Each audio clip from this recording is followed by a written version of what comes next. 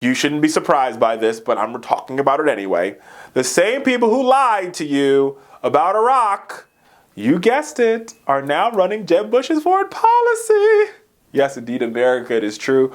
Former Florida Republican Governor Jeb Bush has delivered a speech on his particular views in regards to foreign policy.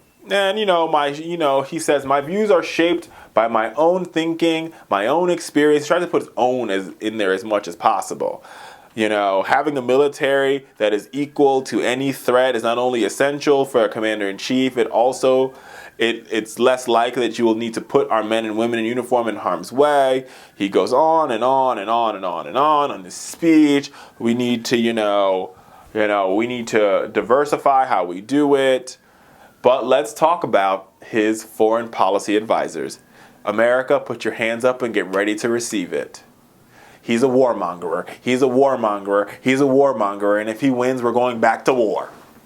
Here is the team. You should guess these cast of characters because we've seen them before. And they look a little something like this. Paul Wolfowitz, remember him? Yup. Stephen Hadley, remember him? Tom Ridge, Michael Chertoff, and Megan O'Sullivan. Wolfowitz served as the Deputy Secretary of Defense during the George Bush administration and began advocating an attack on Iraq the day after 9/11. He's like, ooh, 9/11 happened.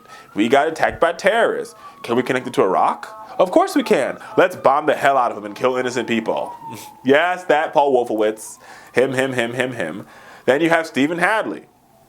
Famously, disregarded warnings from the CIA and then FBI Director George Tenet and included references to Iraq's pursuit of uranium in the president's speech, even though they all turned out to be false.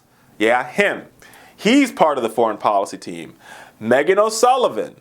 You remember her? She's credited with developing the security agreement, an early transfer of sovereign negotiations between the United States and Iraq. Yup, that one.